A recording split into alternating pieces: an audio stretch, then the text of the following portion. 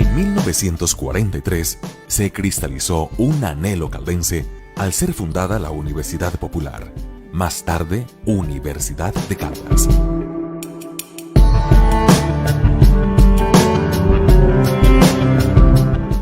Años después, se convirtió en institución nacional, hoy reconocida entre las mejores, con un nivel de acreditación de alta calidad.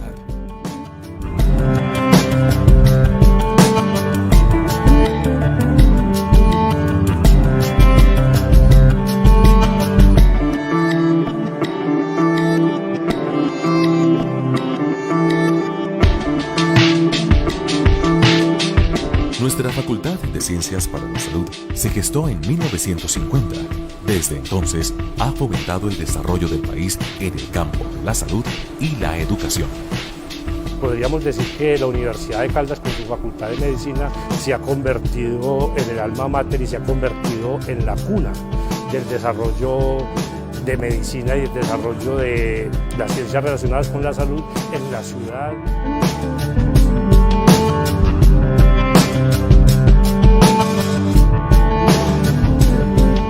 Los programas de medicina, enfermería, licenciatura en educación física, recreación y deportes y tecnología en regencia de farmacia permiten la formación de profesionales íntegros, capaces de aportar a soluciones de gran impacto para el país.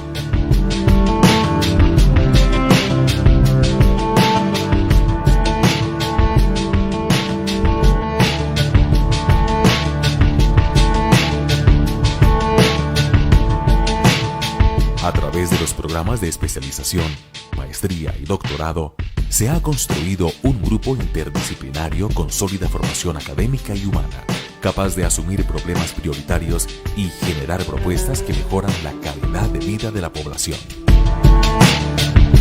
Gracias a los grupos de investigación, se ha logrado generar, apropiar, difundir y aplicar conocimientos que contribuyen a los grandes retos de nuestra época.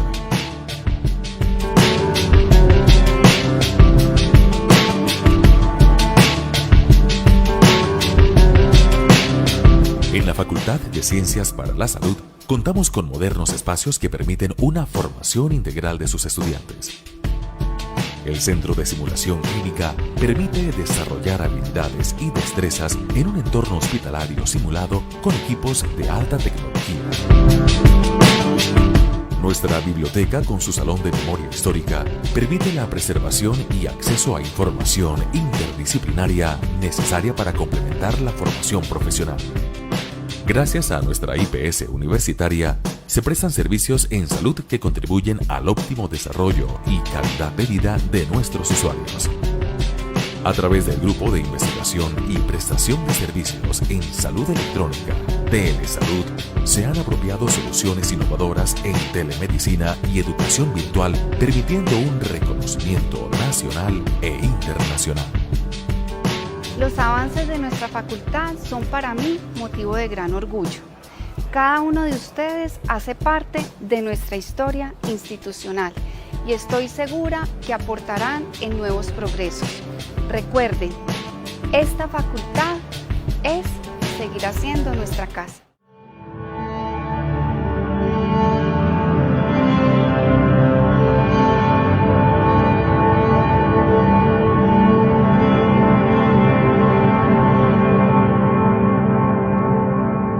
Porque nuestra facultad evoluciona.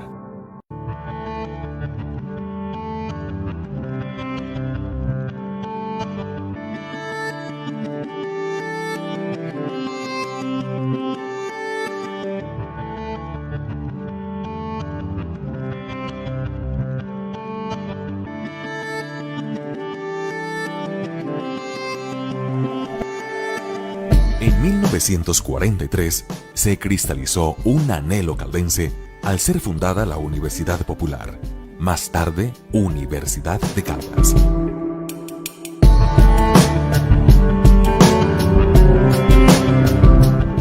Años después, se convirtió en institución nacional, hoy reconocida entre las mejores, con un nivel de acreditación de alta calidad.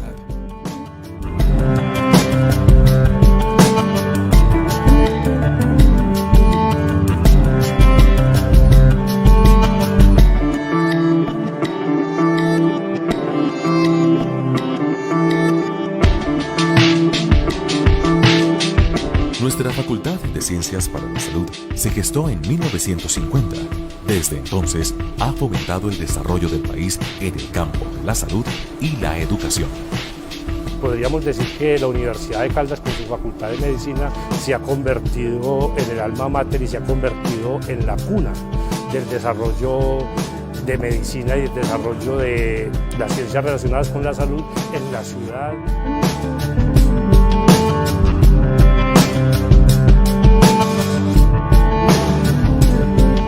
Los programas de medicina, enfermería, licenciatura en educación física, recreación y deportes y tecnología en regencia.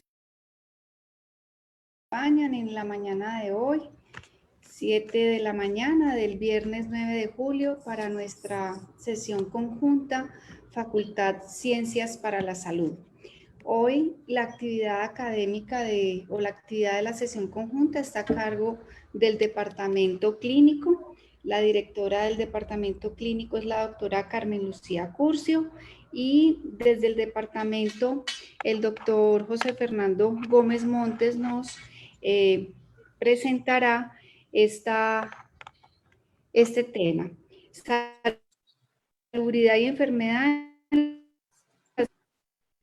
de oro de Marmato en el siglo XIX.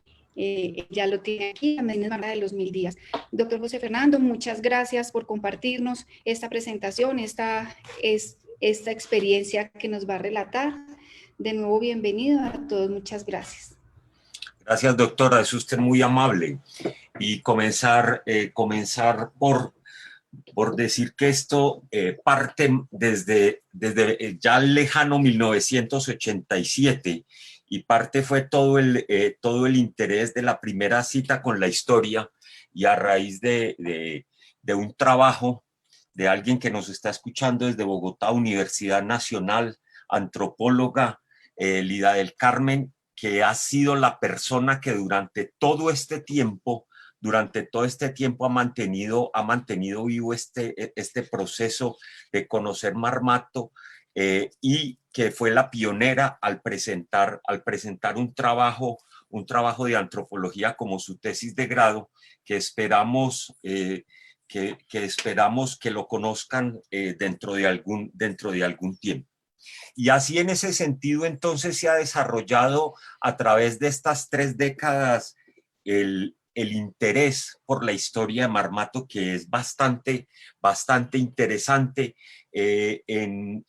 En el segundo encuentro de la palabra que se hace en Río Sucio y que se celebrará dentro de algunos días, Jorge Eliezer Zapata Bonilla, un historiador de Supía, hablaba que, tomando la historia del occidente colombiano, desde Popayán a Anserma y desde aquí hasta la ciudad de Antioquia, vemos abierto el camino de las más extraordinarias aventuras de conquista de todos los tiempos. Se tiene por ruta el rumoroso Cauca, que ve nacer en sus riberas prodigiosas colmenas humanas, asentadas donde brilla el metal precioso. Y eso es un poco lo que les voy a contar, pero con una visión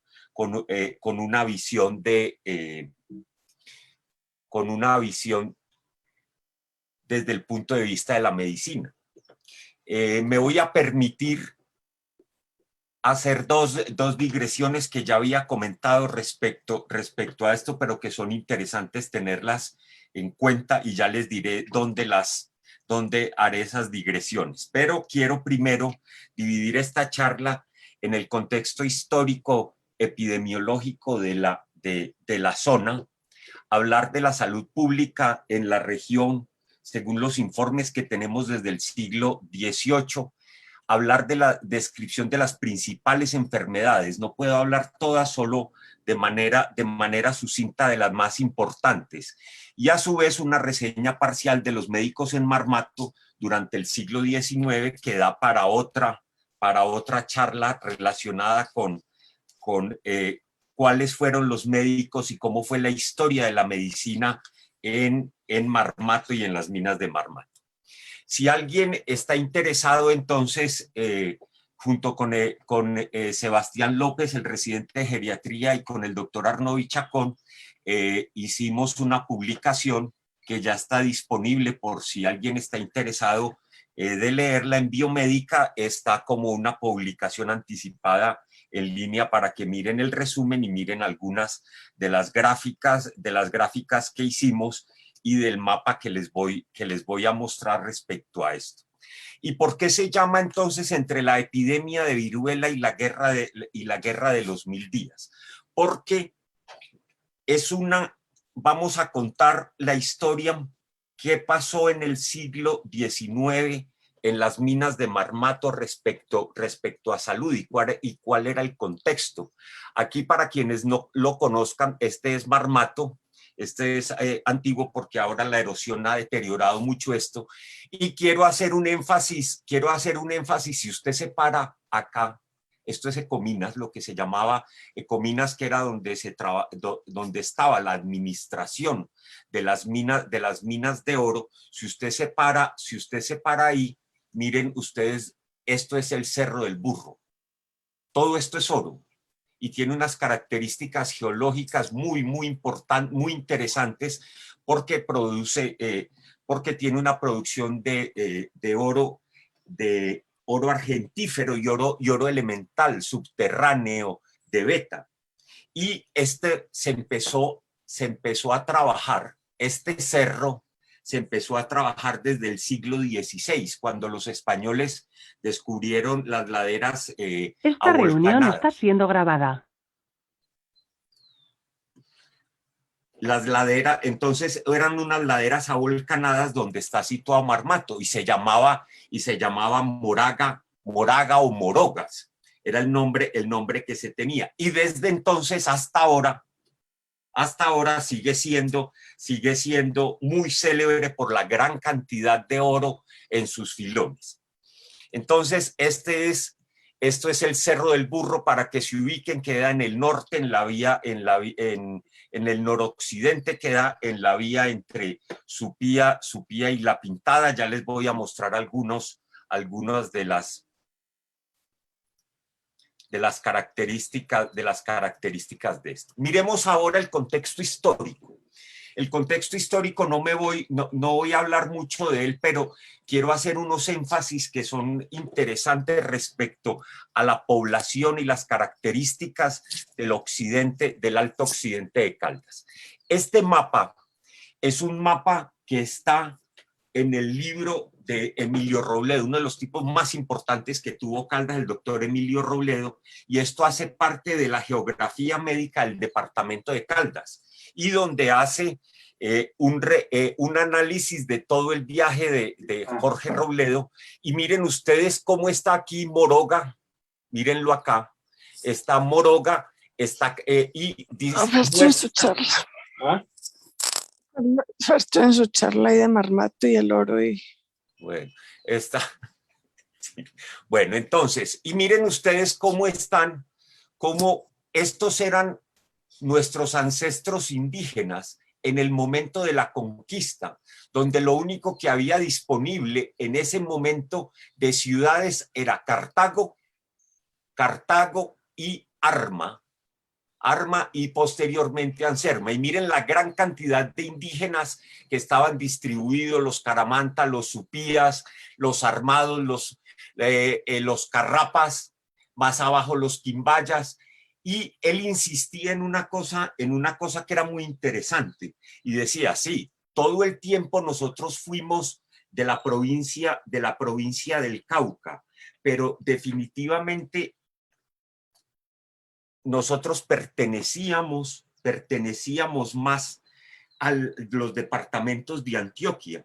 Y lo hace explícito Emilio Robledo cuando habla y dice en La medicina de los departamentos antioqueños, otro libro del doctor Emilio Robledo, y habla que Antioquia tiene su frontera sur hasta donde moja sus robustos tarsos en el río de la Vieja, linfas mansas. Y miren ustedes acá está el río Sopín. Entonces, esto para mostrar la gran cantidad de grupos indígenas que había al momento de la conquista, pero posteriormente y debido a la gran cantidad de problemas de salud que se tenían, fueron disminuyendo ostensiblemente, y tal vez desde el siglo XVI, epidemias constantes que se daban en la región acabaron con toda la población indígena. Y la población indígena en ese momento tenían sus enfermedades relacionadas con el medio ambiente, como leishmaniasis, mal de Chagas, tuberculosis, pero también había muchas enfermedades mentales, y la malnutrición era una de las causas, era la constante en esa zona del occidente caldense. Miremos más adelante desde el punto de vista histórico, y esto es un mapa muy interesante del nuevo reino de Granada a mediados del siglo XVIII. Esto era lo que existía, y para nosotros en ese momento éramos dependientes, era la ciudad de Anserma, la ciudad de Cartago y la ciudad de Toro, que era el eje fundamental de la zona norte, del Estado Soberano del Cauca. Y miren Arma, que es otra historia maravillosa. Ahora lo vamos a ver un poco, cómo Arma era una ciudad muy, muy importante, pero que debido a los problemas de salud por estar junto al río Cauca y todos los problemas de salud pública que tenían, desapareció y después se pasó a Río Negro. Entonces, teniendo en cuenta que esto era lo que teníamos en ese momento, los informes muestran cómo en ese momento en la zona de la Vega de Supía, que era esta zona más arriba de Anserma, y que pertenecían a la zona de Anserma, y que tenía tres grupos, que eran el grupo de San Juan de Marmato, el grupo de la Vega de Supía y Quiebralomo. Y se hablaba en ese momento que los problemas más importantes, estamos hablando a partir de finales del siglo XVIII, donde en la zona era muy frecuente tanto los accidentes de guerra y de trabajo, el veneno de los dardos y las flechas, la picadura de insectos y las mordeduras de serpiente era la principal causa de muerte. Además que sufrían bubas, sarna, carate, niguas, junto con las garrapatas, las picaduras de insecto y las úlceras, que eran un problema constante y endémico en la región desde el siglo XVI. Entonces, era una situación de problemas de salud pública persistentes que se daban en esta zona. Y aquí esto es antes de que se constituya el departamento de Caldas. Miren ustedes la importancia que tenía la zona. Se llamaba la provincia de Marmato, que, como les dije, pertenecía al Estado Soberano del Cauca, pero tenía más relaciones con el Estado Soberano de Antioquia, y las relaciones que tenían con la provincia del sur. Y aquí miren ustedes, entonces está San Francisco, que es el Chinchiná, Segovia, que es Marsella, y se hablaba de la provincia de Robledo. Y miren ustedes el río La Vieja, que ya les había comentado, cómo toda esta zona,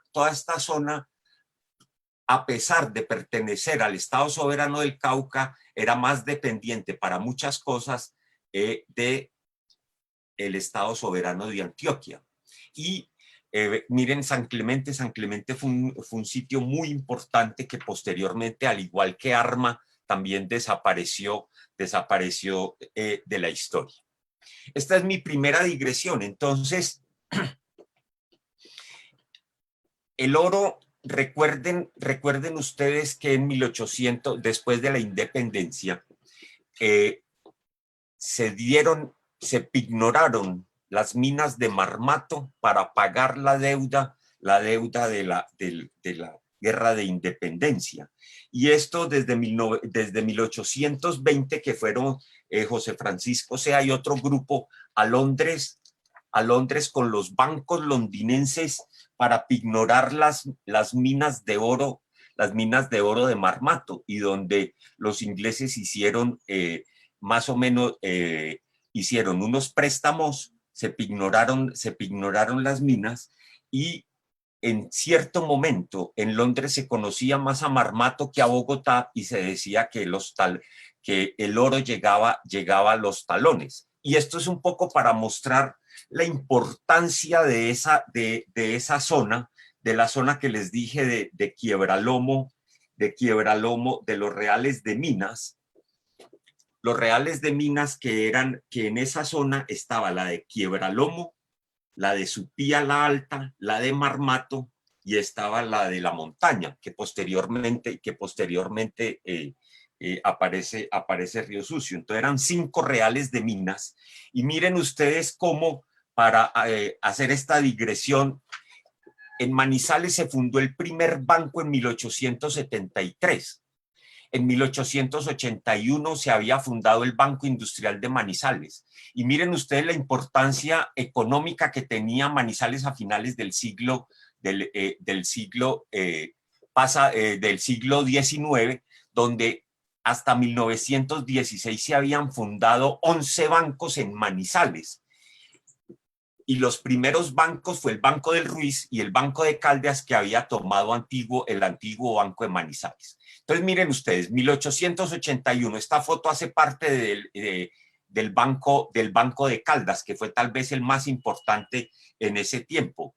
Pero miren ustedes que en 1884 había un banco minero del cantón de Supía, y donde mostraba Francisco Senen Tascón e Hijos, que es el familiar de muchos de mis amigos que todavía están buscando el tesoro de Francisco Tascón, porque si uno tiene la capacidad, miren ustedes 1884, tener la capacidad de un capital para montar un banco de 100,000 pesos, definitivamente es que usted es bastante rico. Entonces, un poco lo que hablábamos antes de la charla, muchos de mis amigos siguen buscando el tesoro perdido de Francisco Tascón, que debido al oro de la zona de Quiebralomo, Supía y San Juan de Marmato, logró al mismo tiempo que en Manizales tener un banco minero en el cantón de Supía. Y termino aquí para adentrarme ya en el tema concreto. Este libro es muy importante porque es la crónica de la colonia europea más grande de Colombia, de la colonia alemana más importante que surgió alrededor de las minas de Marmato y Supía. Cuando vendieron, ya les había dicho, pignoraron las minas 1820, y hacia 1824 llegan 26 extranjeros procedentes de diferentes países europeos, alemanes, escoceses, ingleses. Y si quieren conocer en detalle esta historia, lean por favor este libro de los Misterios de las Minas de Álvaro Garner, que muestra con mucho detalle y con una investigación muy rigurosa qué fue lo que pasó durante el siglo XIX en la zona de Marmato, Supía y Río Sucio. Miremos el contexto epidemiológico, que es bien importante. ¿Qué pasaba? Ya les conté entonces que seguían los problemas desde el grupo de los indígenas se disminuyeron ostensiblemente, porque desde 1546 es cuando se reporta la primera epidemia, y mire lo que dice Fray Pedro Simón: una pestilencia que abatió la tercera parte de estas grandes provincias y que originaba dolor de cabeza con accidente recio de calentura. pasabas el dolor al oído izquierdo y agravándose de tal suerte que en 2 o 3 días pasaban sin remedio de esta vida a los apestados. Y realmente todos los informes que se dan durante esas epidemias que se daban cada año y que acabaron de manera considerable toda la población indígena de esta zona, que miren todo lo que había cuando llegó Robledo, se disminuyó ostensiblemente porque eran epidemias de viruela, de tifo exantemático, de fiebre tifoidea, de sarampión y paperas. Y esto para mostrar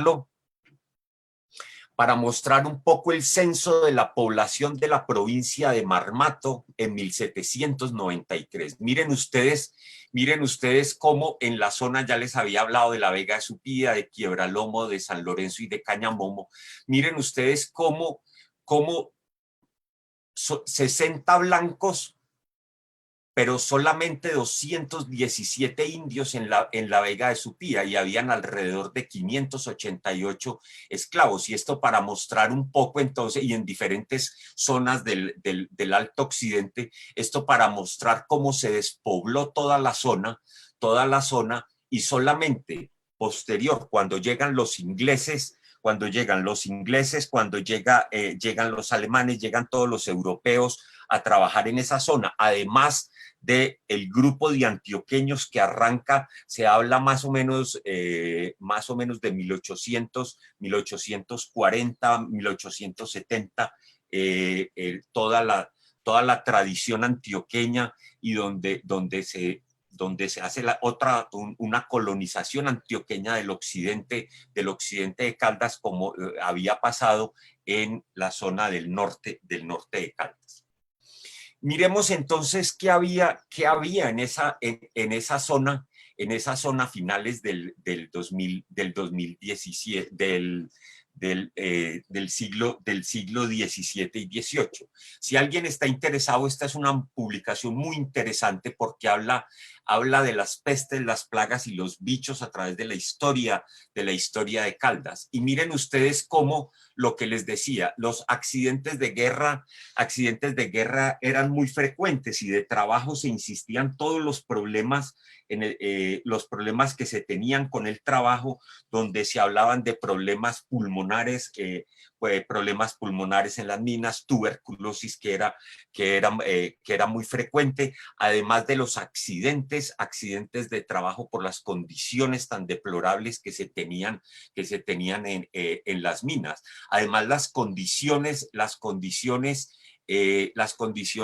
medioambientales por picaduras de insecto, por mordeduras de serpiente. Y las búas consideradas como una frambesia o pián, más la sarna y el karate, eran unas de las constantes, y que se confundían muchas patologías con sífilis, con lepra, y las úlceras eran más o menos la constante por leishmaniasis y por todos los problemas, los problemas de salud, tanto en los pocos indios que quedaban como en los esclavos. Y aparece este señor es 1700, un informe, él hace una visita en 1788, es un inspector real, un oidor que se llama Juan Antonio Moni Velarde Cienfuegos y Valladares, que se llama el regenerador de Antioquia.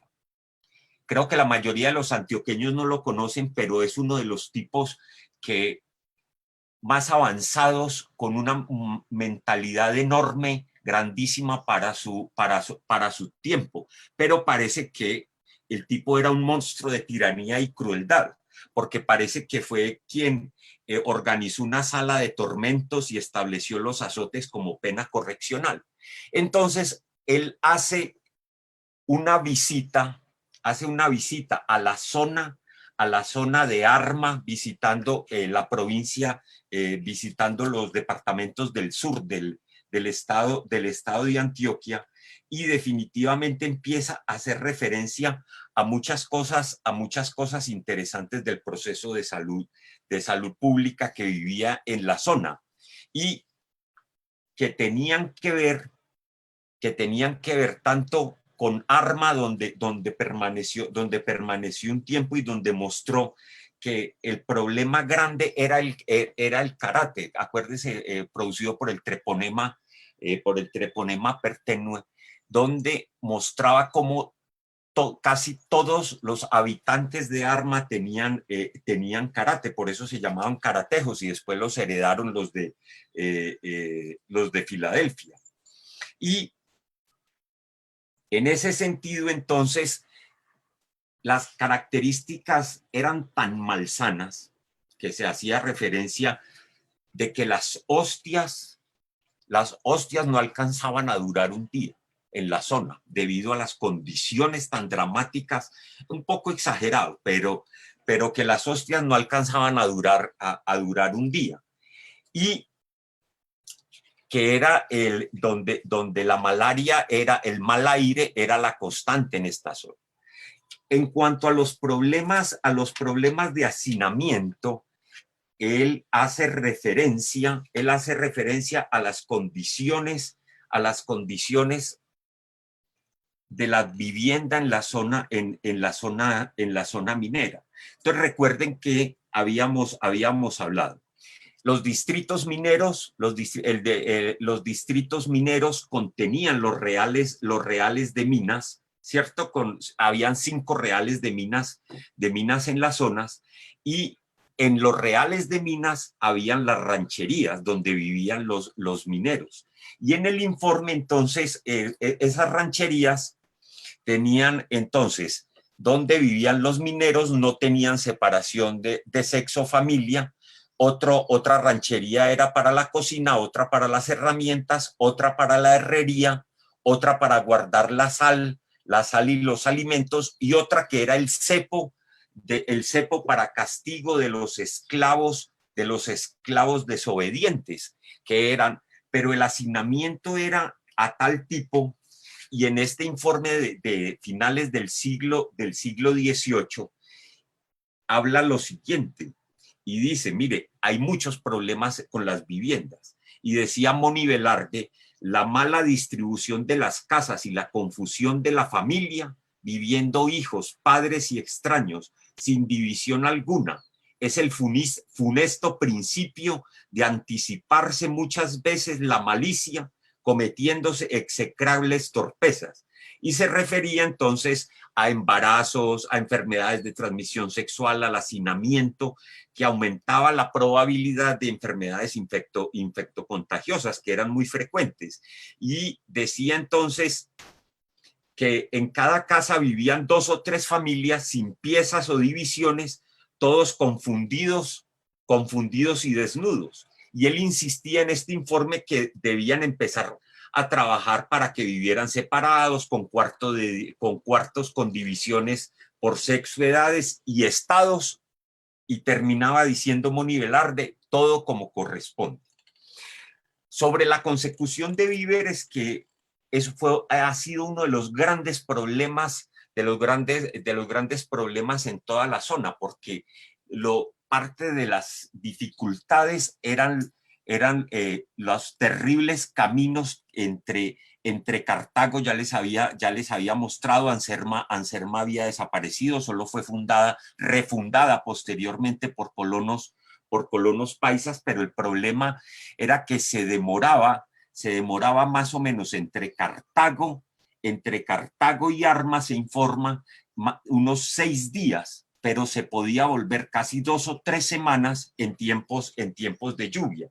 Y parte del problema de la comida en esta zona de las minas era la consecución de víveres, que algunos lo traían, sobre todo de Caramanta y de la zona de Salamina, traían víveres 2 semanas y luego se regresaban. Entonces miraremos ahora qué comían para estos grupos, qué comían, porque las distancias eran muy largas y se perdía la comida. Y entonces se hablaba, él decía, lo mal racionado de las cuadrillas. Las cuadrillas generalmente eran más o menos de 10 a 50 esclavos la cuadrilla con un capataz que generalmente era mestizo, y decía que el corto producto de las minas, una pobreza que llevaba últimamente la ruina de los mineros, el atraso comercial y el abandono de la agricultura. ¿Y qué traían?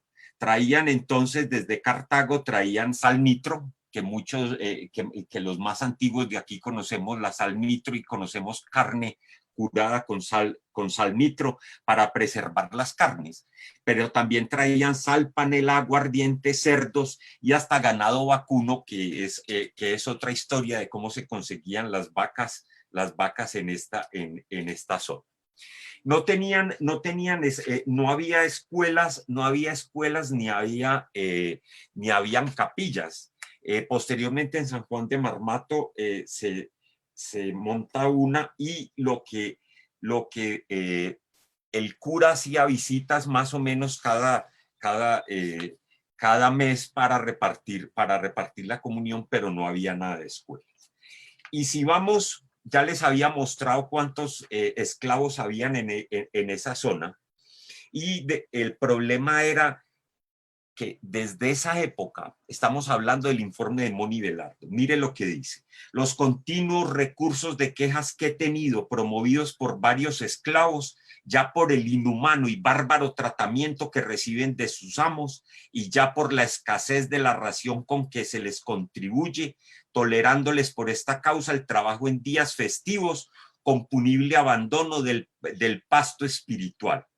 Y entonces él hablaba en ese momento, Moni Velarde, que se debían establecer horas de trabajo, ración de comida, que había que hacerlas darles, yo no sé por qué, entre casados y solteros, que se les debería dar una ración de comida distinta a casados y solteros. ¿Alguien me podría explicar eso? Porque él insistía lo poco útil que será un esclavo mal comido, peor dormido y desnudo. Y definitivamente dice que esa disminución de su fuerza disminuye su capacidad reproductiva, con menor descendencia y con predisposición a robar y asesinar a su amo o a escaparse, o en fin, se resuelve a huir. Entonces miren ustedes cómo la esclavitud era la constante en el tratamiento de estos esclavos, y las condiciones de los esclavos era dramática en la zona. También entonces la muerte perinatal y abortos, y él insistía que los muchos infanticidios y repetidos abortos que se experimentan por querer muchas por este punible medio, ocultar su fragilidad a los ojos del mundo. Estamos hablando 1786, y posteriormente Ferdinand Boncheck, que fue a finales en 1880, visitó toda esta zona y hablaba también de las mismas dificultades y las condiciones precarias que tenían los esclavos en esto. Y otra situación era la violencia intrafamiliar, pues se había notado, dice él, la relajación de costumbres en que se vive, así por el maltrato que dan los maridos a las mujeres, de que han sido muchas y lastimosas las quejas que se han oído. Entonces, y esto fue la constante. Esto es el informe de finales del siglo XVIII, pero fue la constante en esta zona. Traigo entonces esto de la coreografía, de la comisión coreográfica, que muestra un poco entonces las características en la zona de Antioquia, en la zona del Cauca. Miren esa ñapanga y estos mestizos en una venta de Cartago, donde miren ustedes la distribución de enseres en esta zona. Sigamos, y lo que les había prometido respecto a qué se comía. Se comía en las zonas en minería, esto es de Emilio Robledo, en las zonas de minería que están en morado. Miren ustedes el consumo de plátano y yuca. ¿Y por qué se comía más la yuca y plátano? Porque eran los que más resistían el calor. La batata dulce se dañaba muy fácilmente, y la yuca podía permanecer mucho tiempo. Miren ustedes la cantidad de panela, y esto es comparado con 1941 del doctor Emilio Robledo en rojo, el porcentaje de gramos que se consumían. Y miren ustedes cómo a pesar de las condiciones malsanas y del clima, se obtenía carne que llegaba de diferentes sitios y algunas de la misma zona, porque para los mineros era muy importante para mantener esa fuerza de trabajo. Y esto era similar a lo que sucedía en las provincias del sur del departamento de Antioquia. Se comía entonces una dieta a base de agua panela, volvía el maíz, pero miren ustedes que se comía más plátano y yuca, había más consumo de carne, frijoles se consumían en esa zona. El café no era frecuente, y la manteca era también otro producto bien interesante. Sigamos entonces a la siguiente parte de las enfermedades más frecuentes. Situémonos 1801, ya la epidemia de viruela ha arrasado lo poco que quedaba, y en este informe de José Celestino Mutis decía que las dos plagas endémicas, uno era las escrófulas y los cotos, las escrófulas por cotos y las búas, que ya les dije que era piano, y las llagas y demás vicios, donde lo relacionado con el mal gálico, que ustedes saben que todo, si usted ponía el nombre de la sífilis, siempre le ponía el nombre de los enemigos. Entonces el mal francés, el mal gálico, el mal español, todos, y ciertamente hablaban original del propio clima. También era muy frecuente la lepra, tanto la judaica como la caratosa, pero en lepra se confundían muchas otras, como pián, como leishmaniasis, otro tipo de lesiones. Entonces a veces es difícil hacer la diferenciación si todo lo que informaban era lepra.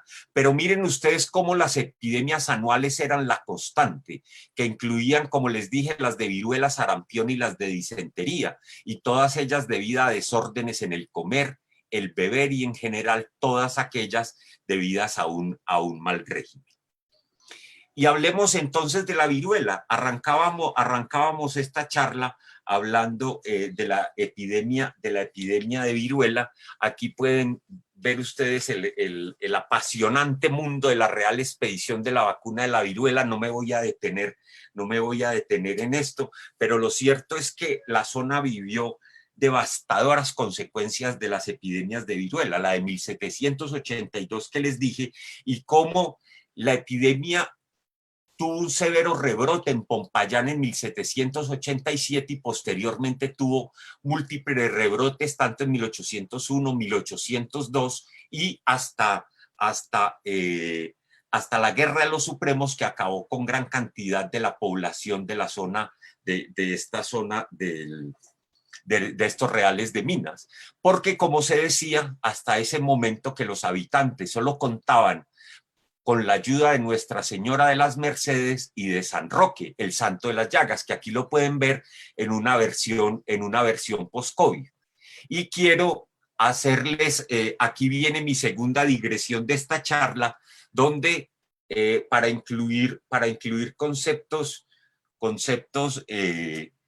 de publicaciones interesantes, me encontré con esta publicación donde a cuál santo se reza para contrarrestar la infección por COVID. Y miren ustedes cómo aquí, que quién sabe, seguro somos algunos de los médicos, dice, y algunos le rezan a cierto doctor gurú. Habrá que saber quién es ese doctor gurú, entonces les dejo esto, para qué santos rezan, incluyendo a San Roque, que también creo que estamos como en el siglo XVIII con las viruelas. Habrá que rezar. El karate, la sarna y las garrapatas y las niguas eran la constante desde la conquista, ya les había mostrado, y era esto y más la anemia, la anemia tropical por uncinariasis. Y entonces se llamaba, había un karate, se llamaba karate o piano, una dermatomicosis, y generalmente era considerada dentro de las enfermedades más comunes entre los mineros, y ya les había hablado de la sarna y las garrapatas. Miremos otra vez al doctor Emilio Robledo. En este libro que ya les he mostrado y que hemos utilizado para esta charla, La geografía médica y nosológica del departamento de Caldas, que está disponible en la biblioteca de la universidad, quien su director me colaboró notablemente en la revisión de todos estos textos, pero este libro definitivamente se debería volver a publicar. Miren ustedes la diferencia de lo que había en Marmato en 1914 y 1915. Si usted lo mira, todo está relacionado con salud pública, donde miren ustedes como paludismo, tuberculosis, parásitos, todas las condiciones, todas las situaciones relacionadas con las horribles condiciones de trabajo que se daban durante todo ese tiempo. Especialmente en el grupo de los esclavos. Y esto no me voy a detener, pero es la anemia tropical, la anemia de los mineros. Estos no son mineros marmateños, pero la anemia tropical, que se llama tuntún o anemia verminosa o anemia de los mineros, es una de las constantes y que se hace referencia desde Manuel Uribe Ángel, que ahora les mostraré el libro que tiene muchos elementos importantes para referenciar aquí. Muestra cómo esta era una situación persistente.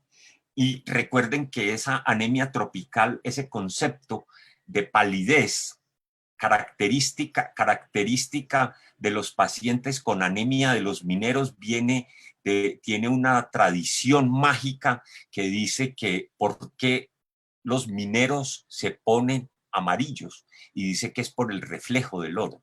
Desde la China se hablaba de eso, pero solamente posteriormente se vino a saber que era esa anemia por uncinariasis, esa anemia tropical por uncinariasis debido, miren ustedes dónde están parados, porque es importante tener en cuenta esas condiciones de salud para la producción de la anemia de los mineros, y que era una de las constantes allá. Tuberculosis. De tuberculosis, miren, esto es lavanderas en Medellín, de la Comisión Corográfica, y esto que es bien interesante, ustedes reconocen ahora en tiempos de pandemia más o menos, y este era el antiguo modo de conducir los cadáveres, que parece similar a muchas cosas, y la muerte por tuberculosis fue la constante por las malas condiciones de vivienda, por espacios reducidos, y miren ustedes, estos son diferentes conceptos que se tenían respecto a tuberculosis.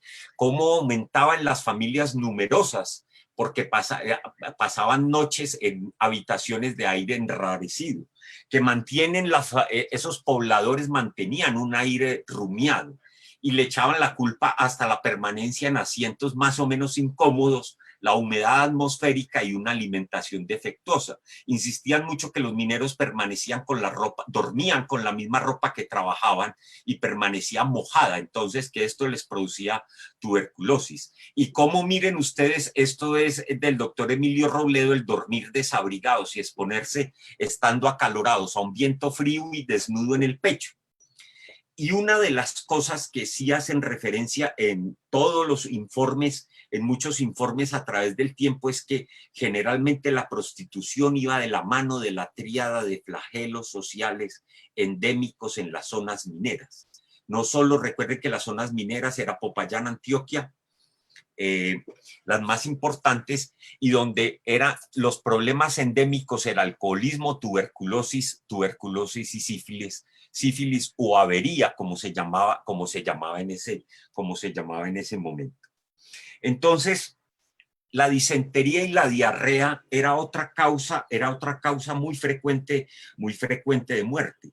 Y la idea era porque no había a pesar de que hubo un acueducto instalado en las minas de Marmato cuando no era frecuente, pero las condiciones de los esclavos eran dramáticas y las condiciones de los pocos indígenas que quedaban, porque no había saneamiento público y los hábitos cotidianos ya referidos, las malas condiciones higiénicas que no permitían la disponibilidad de sanitarios en la zona minera y que aumentaban la disentería.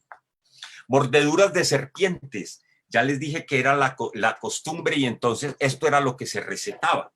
Y esto pues entonces tiene el recipiente ahí para que la idea es deseque la cabeza del animal, tritúrela y dilúyala en el agua y después tomar el brebaje al personaje mordido. ¿Se imaginan cuánto tiempo se demora usted para desecar la cabeza del animal, triturarla y diluirla en agua? Pero había una alternativa. La alternativa era que en caso de lograr capturar, de no capturar al animal, haga una mezcla con esto. ¿Cómo se distribuía? A partes iguales, mi caña guaco o el bejuco o hierba de serpiente que fue estudiada por Mutis en Mariquita, revuélvala con contracapitana Pareira y se la da al personaje que se mordió. Ahí tienen la receta para mordeduras de serpiente. Y sobre la sífilis, o se llamaba porque usted quedaba averiado, por eso se llamaba avería, por los efectos que tenían a largo plazo de sífilis terciaria. Y esto, miren, en una venta de aguardiente, y esto un baile de campesinos en la sabana de comisión coreográfica, y cómo la sífilis era muy importante porque se hablaba, ya les dije, era relacionado con prostitución, pero se hablaba que causaba la degeneración de la raza y causaba despoblación, ya que los hombres la transmitían a la esposa y a los hijos, convirtiéndolos en criaturas débiles y produciendo degeneración de la raza. En una publicación muy interesante que se llama Médicos, Prostitución y Enfermedades Venéreas en Colombia del siglo pasado, que está disponible en Academia. Otra cosa interesante eran las tormentas eléctricas y los relámpagos, porque cuando uno miren ustedes desde 1583 hay informes en esto de la memoria de los pueblos de la gobernación de Popayán, y mire lo que decía, que en el propio Cartago el cielo de aquel pueblo es que hay muchos serenos y lleva mucho y caen muchos rayos y hay grandes truenos y relámpagos. Y esto fue más o menos la constante durante el tiempo y todavía lo tenemos. Tenemos de los sitios donde usted aquí tiene más oportunidad de que le caiga un rayo que ganarse un baloto diferente al resto del mundo, y cómo los muertos, especialmente en esa zona, en la zona de Anserma y del occidente de Caldas, son muy frecuentes. También Emilio Robledo lo refiere, y en los Místeres de la Mina, por eso traigo este arbolito que se llama algarrobo, como en los Místeres de la Mina cuenta la historia de un tesorero de las minas de Marmato que hacía orgías con esclavos, cómo cae un rayo en el algarrobo donde celebraban una orgía de estas y lo mató. Entonces, tener en cuenta. Para finalizar, y este sí es muy corto porque hace referencia a otra charla que de hecho ya les voy a mostrar de dónde saqué parte de la información de esta, empezando por este que les dije, Manuel Uribe Ángel. Miren ustedes, Geografía General y Compendio Histórico del Estado de Antioquia en Colombia, y donde son las primeras referencias son finales del siglo XVIII respecto a que estaba lleno de curanderos y de persona no capacitada para ejercer medicina en la zona. Y este es el libro donde se muestra esto, publicado en París en 1885, contando un poco algunas de las historias que les he dicho. Y esto que, si queremos los detalles, la historia de la medicina en el eje cafetero de Orlando Mejía, este libro de Conjuros y Hospitales de Francisco González, que fue premio de historia regional en Caldas 100 años en el 2005, tiene toda una revisión de estos médicos en Marmato que son apasionantes, la historia de ellos, y que debería ser otra charla que lo podemos hacer en una menage à trois con el profesor Francisco González y con Orlando para otra presentación. Y miren ustedes, Marmato tuvo una cosa muy interesante, en algún momento llegó a tener hasta tres médicos, cuando en el resto del estado, en el estado de Antioquia solo había uno o dos. Y aquí hay personas muy importantes. No me voy a detener a hablar de cada uno porque lo podemos hacer, pero miren ustedes, por ejemplo, este francés aparece en 1751, el Pedro de Euce, fue enviado por Carlos IV y entró por Cartagena. Y después pasó a las minas de Antioquia, que les dije, de Yarumal, y pasó posteriormente a lo que quedaban de las minas de Marmato. Eduardo Nichols, superintendente general en 1823, otro médico que posteriormente se fue y creó la primera cervecería en Medellín. Bousingot, que es muy importante, él vivió 8 años y fue tal vez el que más estudios hizo, tanto de agronomía como de situaciones de enfermedades características, porque no había coto, y describe el yodo en las aguas que nos protege del coto, que era una enfermedad expandida en todo el nuevo reino de Granada. Y vino con Desiré Rulán, otro médico, que es bien interesante, y comentarán cómo fue más eficaz en acabar el doctor Hervis, fue más eficaz en acabar la población a punta del tratamiento que la misma epidemia de disentería, porque él manejaba, él se ayudaba también, porque se los daba a los pacientes y él se colaboraba también, se tomaba el resto de producto de alcohol y opio. Y cómo le combinaba a estos pacientes con disentería, les daba alcohol, opio, y les daba grandes cantidades de calomel que les originaba la muerte. Este señor George Treherne, un inglés que vivió en la zona, vivió mucho tiempo, después se fue a Salamina, como este irlandés se fue a Medellín y creó los primeros pasos en reanimación cardiopulmonar que se tenían en la zona. Jorge Treherne, otro inglés, Ricardo Escobar, Rafael Campuzano, que fueron muy importantes. Estos personajes colaboraron para construir el primer hospital en Manizales. Otros se fueron a Pereira, y como a finales del siglo XIX, Vespasiano Peláez fue cirujano ocular en Medellín, y profesores, muchos de ellos fueron profesores en la universidad de Antioquia. O sea, una miríada de personajes muy exitosos que desarrollaron cuando todo se manejaba con comadronas, cirujanos y yerbateros, sobanderos, se manejaba la zona. Estos hacían importantes avances en la medicina de la zona. Y esto del profesor Héctor López, que siempre que nos disfrutamos mucho haciendo esto con Héctor López, otra persona relacionada con Marmato y otro marmatólogo enfebrecido, diría yo. Esto, miren a Charles Safray. ¿A qué se les parece? ¿No les parece? Esto es un médico, y así eran como venían los médicos, y así también se vestían, yerbateros y esto. Miren ustedes, entonces, él vino en 1860, y miren pues las características de los médicos en esa zona. Rápidamente, entonces, en este último minuto, entonces, contarles un poco. Esto fue del profesor Héctor López, también sobre que descubrió cómo de Manuel Uribe Ángel se copió una fórmula, el que les mostré del libro, el médico que hizo el libro de las condiciones y las características de los departamentos de Antioquia. Y esto en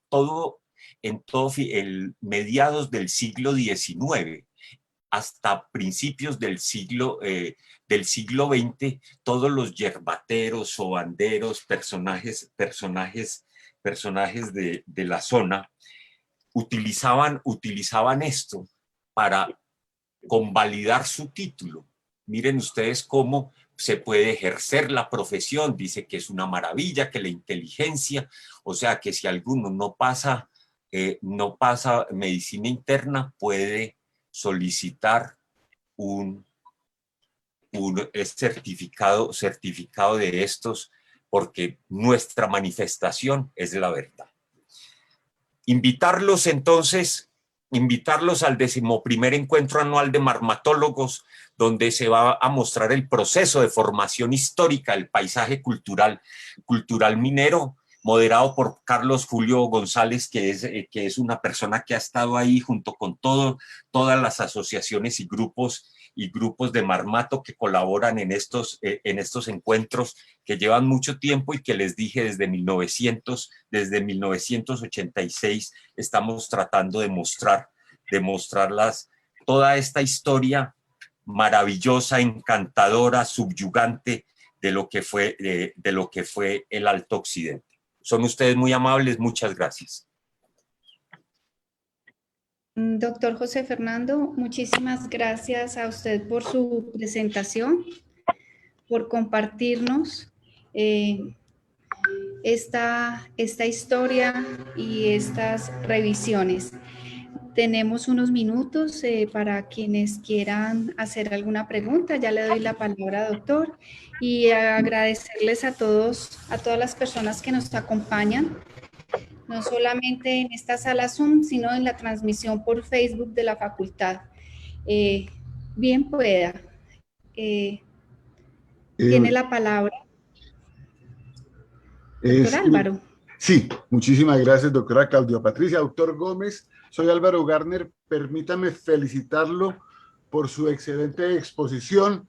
Ese es un tema, el de la medicina en nuestra región, que para mí es un vacío muy grande porque pues no he tenido tiempo de estudiarlo y me llama mucho la atención. Y también agradezco profundamente los comentarios que hace sobre mi libro Los Místeres de las Minas, que veo que tiene otro lector en usted. Muchísimas gracias. Si usted me permite, y con todo respeto, yo quiero hacerle una precisión, doctor Gómez. En el occidente de Caldas no hubo colonización antioqueña, por una razón muy sencilla, porque cuando hubo el primer asentamiento de antioqueños en esta zona en 1850, esta zona ya tenía 3 siglos de actividad, digamos, mestiza, con presencia de españoles, de indígenas supervivientes y de negros africanos. De modo pues que no es posible colonizar lo que ya está colonizado. Y de hecho, la entrada de antioqueños a esta región fue supremamente difícil para ellos. Se les hostilizó de gran manera. Ellos se asentaron en la zona fría de Río Sucio y se los hostilizó de tal manera que ellos, para sobrevivir, tuvieron que practicar la endogamia. Esto se les llamó en una época la cortina de hierro de Río Sucio, porque ni los dejaban salir ni allá se podía entrar y solamente podían venir a casarse. Apenas en la década de 1930 pudieron entrar los primeros antioqueños a vivir en Río Sucio, de modo pues que no podemos hablar de colonización. En segundo lugar, Anserma no desapareció. Anserma siguió siendo un caserío que tuvo inclusive alcalde, y usted lo puede comprobar, por ejemplo, en el censo de 1771, en el cual se describe que hay una serie de familias allí asentadas con su párroco, lo cual garantiza el hecho de que vivieran a son de campana, como se decía en la época. O sea, tenía un asentamiento, había quedado la parroquia de Santa Bárbara como secundaria y había sido trasladada la de Chiquinquirá para Anserma la Nueva. De modo pues que Anserma no desapareció, y lo que ocurrió con la llegada de los hermanos Orozco es que hubo un repoblamiento, que es distinto de colonización, ¿ya? De modo, pues, y en ese sentido nosotros debemos mirar no del norte hacia el sur nuestra historia, sino del sur hacia el norte, porque seguíamos siendo Cauca hasta 1905. Yo no sé si le puedo quitar un minuto más, doctor Montes, o quitarle la palabra a alguien más, porque sí tengo un par de comentarios más. No, adelante, adelante, profesor, claro. Bueno, me parece maravillosa la alusión a Moni Velarde. Usted lo dijo de una manera muy velada, yo sí lo voy a decir de manera directa. Moni Velarde fue el padre de la antioqueñidad, y eso no les gusta mucho a los antioqueños, pero la verdad es que las medidas que él tomó, como por ejemplo el del matrimonio de las parejas jóvenes, como por ejemplo el de conceder derechos de administración a las esposas porque los maridos se ausentaron durante 6 meses a las minas, y las múltiples procreaciones fueron determinaciones de Moni Velarde. Eso a los antioqueños no les gusta mucho, pero eso está no les gusta para nada, para nada. No, ellos creen que fue James Parsons y tampoco. Bueno, quiero contarles, los azotes existían antes de Moni Velarde. De hecho, al indígena que no asistiera a misa o que no justificara haber asistido en otra iglesia, se le aplicaban 5 azotes. Y eso lo encuentra usted en las referencias de comienzos del siglo XVIII. Moni Velarde no legisló sobre Marmato. Las minas sobre las que legisló fueron Segovia, Remedio y Zaragoza. ¿Por qué? Porque Marmato estaba en la provincia del Cauca y él fue a reorganizar la provincia de Antioquia. La presencia de la yuca, la abundancia de la yuca en las bases alimenticias del occidente de Caldas tiene una explicación. Es un alimento prehispánico. La tríada alimenticia de la nación umbra son la yuca, el maíz y el pidejay o el chontaduro.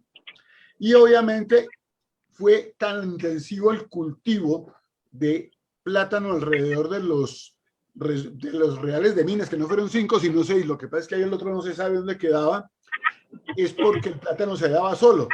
Tanto es así que en las guerras civiles de 1819, que a los antioqueños que se hacían llamar maiceros se enfrentaban contra los nordecaucanos, que eran los bicheros. Entonces era una confrontación cultural, religiosa, política sobre los alimentos. El plátano biche por este lado, el maíz por el de Antioquia. Y la viruela, como usted lo mencionó, hizo estragos en la guerra de 1841.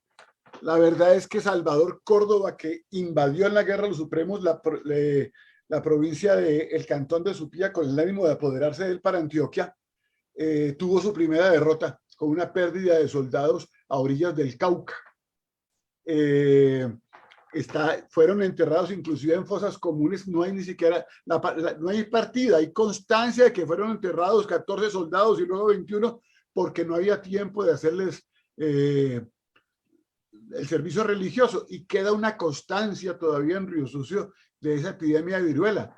La lápida de la joven Delfina, tallada en piedra, dice: a la joven Delfina, virgen bella y virtuosa, puso bajo esta losa la viruela maligna.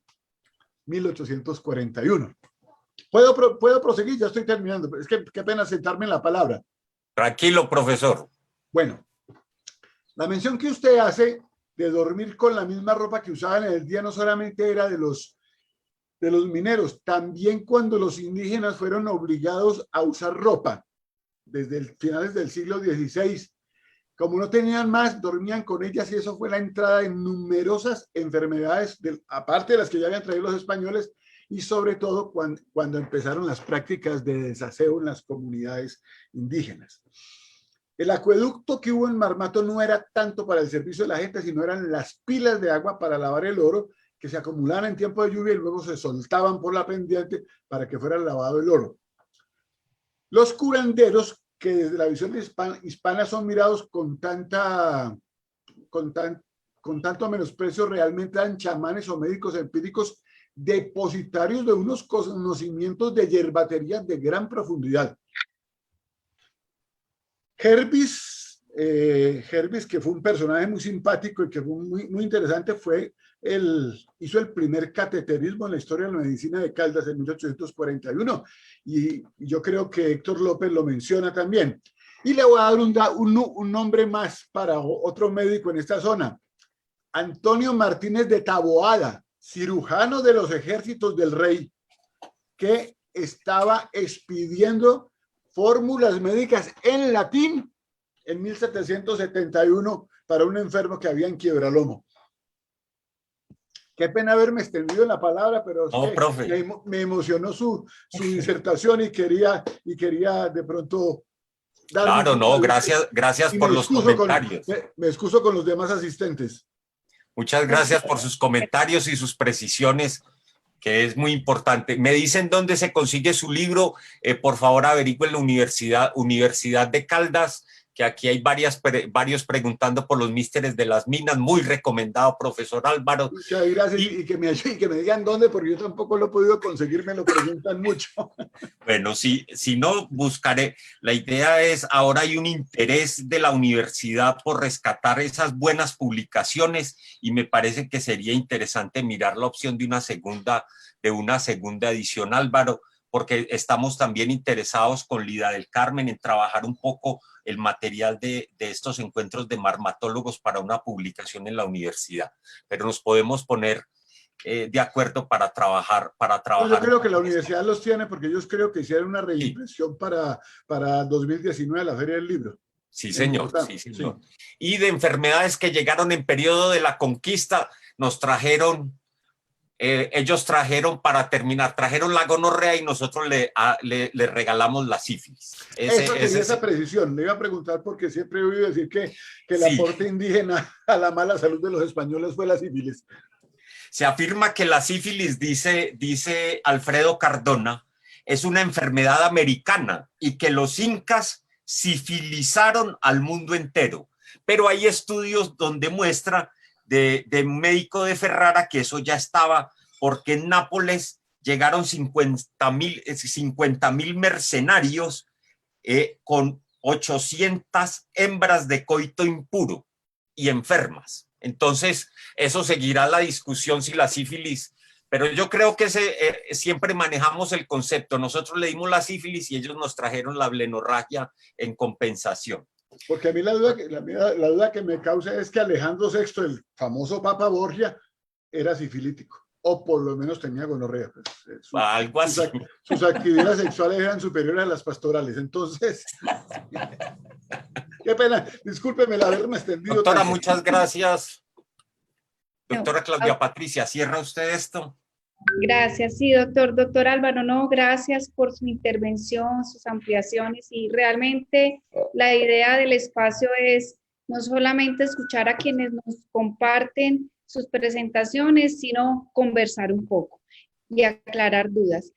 Doctor José Fernando, de nuevo muchas gracias a usted en representación del Departamento Clínico en esta sesión conjunta. Que es un espacio de encuentro muy valioso para toda la facultad y que también cada vez tenemos participación de otros que no son propios de la facultad, pero pues por vinculación docente y demás, pero que por afecto siempre estarán con nosotros o por las temáticas de interés. A quienes están por la transmisión de Facebook, muchas gracias, doctor. Tengo que decirle que muy numerosa la asistencia, nos convocó de manera muy especial esta reunión. A todos, muchísimas gracias. Bueno, hasta luego. Feliz día, feliz fin de semana. Adiós a todos.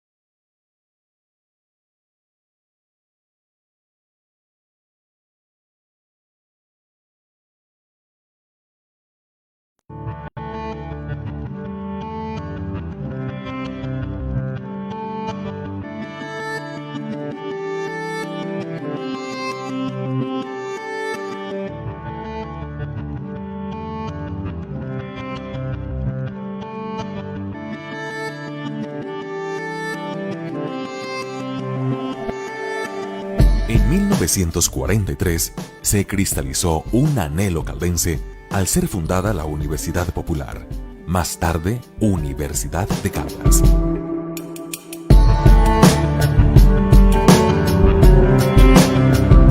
Veinte años después, se convirtió en institución nacional, hoy reconocida entre las mejores, con un nivel de acreditación de alta calidad.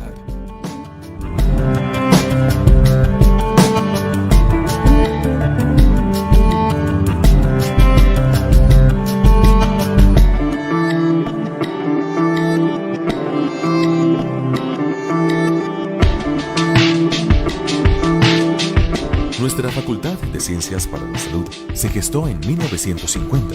Desde entonces, ha fomentado el desarrollo del país en el campo de la salud y la educación. Podríamos decir que la Universidad de Caldas, con su Facultad de Medicina, se ha convertido en el alma mater y se ha convertido en la cuna del desarrollo de medicina y el desarrollo de las ciencias relacionadas con la salud en la ciudad.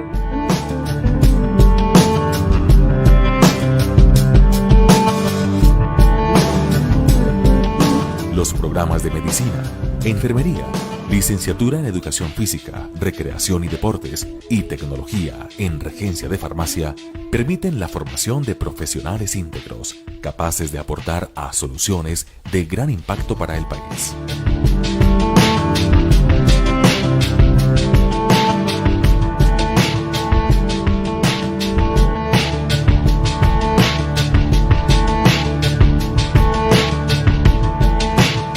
A través de los programas de especialización, maestría y doctorado, se ha construido un grupo interdisciplinario con sólida formación académica y humana, capaz de asumir problemas prioritarios y generar propuestas que mejoran la calidad de vida de la población.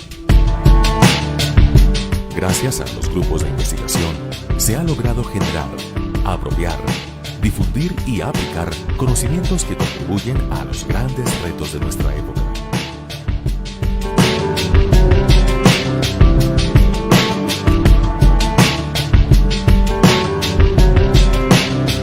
En la Facultad de Ciencias para la Salud contamos con modernos espacios que permiten una formación integral de sus estudiantes.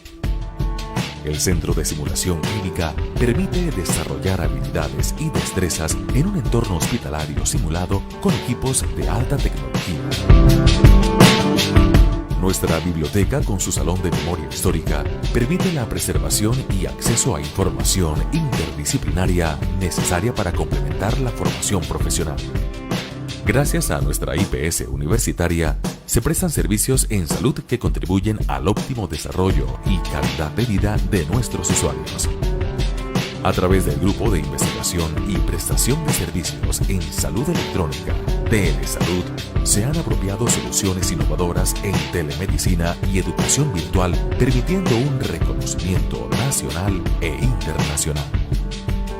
Los avances de nuestra facultad son para mí motivo de gran orgullo. Cada uno de ustedes hace parte de nuestra historia institucional y estoy segura que aportarán en nuevos progresos. Recuerden, esta facultad es y seguirá siendo nuestra casa.